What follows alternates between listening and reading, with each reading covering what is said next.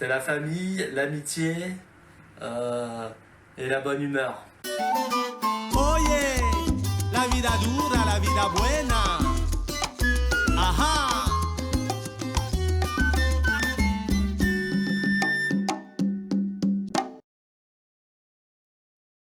Moi c'est Sidi Mohamed Germaoui, alias Flaquito, El Flaquito Sidi, qui est devenu Gordito. Je fais partie du groupe Barrio del Este, ça fait beaucoup d'années. Un des membres fondateurs, la place que j'occupe c'est le chant. C'est Maklouf qui est dans le groupe, percussionniste, qui m'a amené vers cette musique par le biais d'un atelier de percussion au Bourget, au CECB. Ce qui a fait que j'ai glissé dans le son cubain, c'est parce que je parlais bien espagnol. De la 6e jusqu'au bac, j'ai travaillé dans une organisation latino. Et du coup, sur les ateliers de percussion salsa qu'on faisait au Bourget, j'étais très à l'aise pour improviser en espagnol. C'était El 26 de Marzo, il y a une photo juste là-haut, si tu veux prendre un plan. C'est une association d'exilés d'Uruguayens qui ont quitté l'Uruguay dans les années 70 pour toutes des raisons politiques, qui ont été accueillis en France. Ils avaient investi dans 2 restaurants. Et puis moi, je bossais bénévole dans cette association. Donc on faisait des festivals, on travaillait dans la restauration, on a fait des festivals en Italie, et avec beaucoup de jeunes engagés dans ce projet.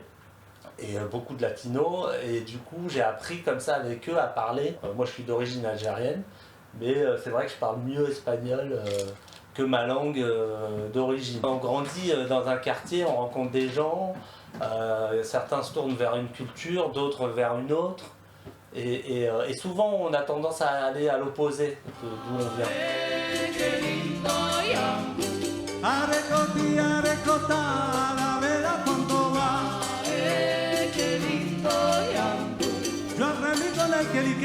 Manuel Mazzarotti, mucho más. Qué lindo yambo. Y cógelo en el compás, y cógelo en el baile. Qué lindo yambo. Kelly Keto et Manuel Mazzarotti. Manuel Mazzarotti d'abord, quand on a commencé avec un atelier de percussion au Bourget qui était animé par Georges Porqueras, et juste après, Kelly a modifié cet atelier pour créer un atelier salsa.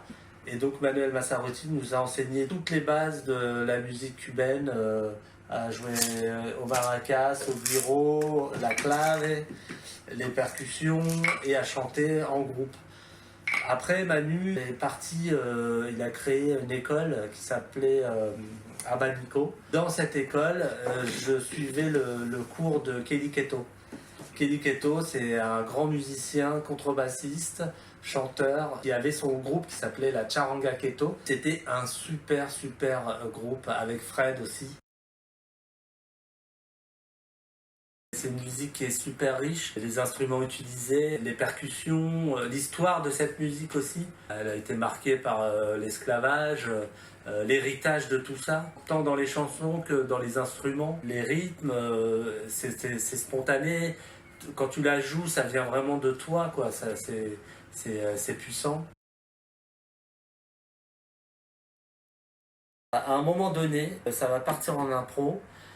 Et du coup, il faut qu'il se passe quelque chose au chant, parce que s'il ne se passe pas quelque chose, derrière, ça va pas tirer. Et tout comme il faut qu'il se passe quelque chose aussi avec le public. Mais le rôle du chanteur, c'est quand même de booster tout le monde.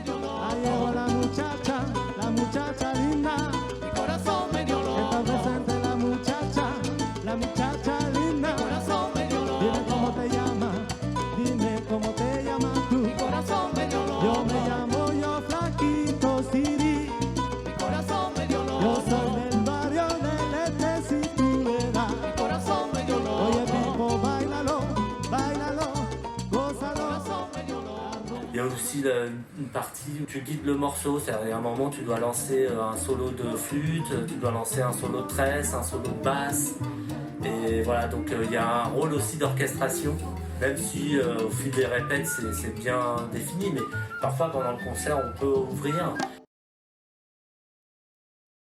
Ah bah Pipo, c'est une pièce maîtresse. C'est le trait d'union entre les musiciens, le chanteur et le public. Pipo, il a une énergie qui fait qu'on arrive à créer quelque chose très souvent avec le public. Il y a plein de groupes sur Paris, il y a des groupes qui jouent même mieux que nous, mais souvent on arrive à faire aussi bien qu'eux, si c'est pas mieux.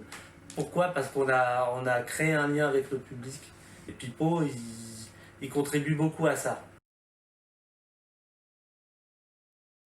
Ça veut dire quartier Est, et nous, on est pas mal à avoir grandi à l'Est de la région parisienne, dans le 93.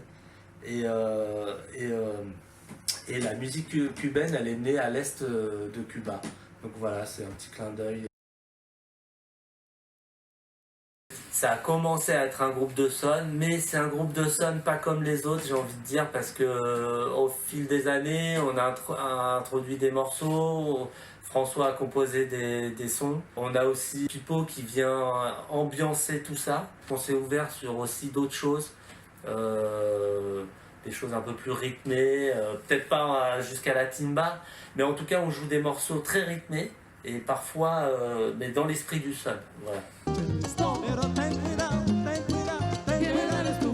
Que está llegando el diablito, pipo, diablito, el diablito de la rumba, diablito de la piedra eres tú. El diablito de la rumba, diablito de la piedra eres tú. El diablito de la rumba, diablito de la vida.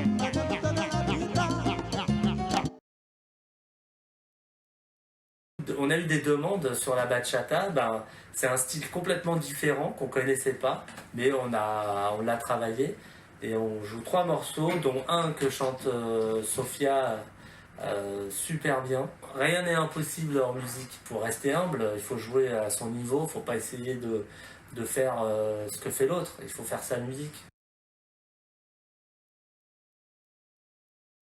C'est des rencontres, quoi. Les concerts, c'est des rencontres, les copains. Les fêtes, c'est vrai qu'on a beaucoup profité de tout ça. Je pense qu'on pourrait partir demain, on a vécu 100 fois, 1000 fois même.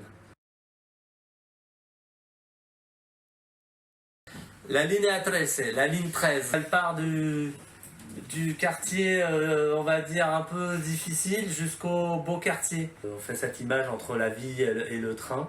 On vient tous d'horizons différents, mais il y a quand même, Maclouf et moi, on a grandi dans un quartier, et Pipo aussi, parce qu'on était du même coin.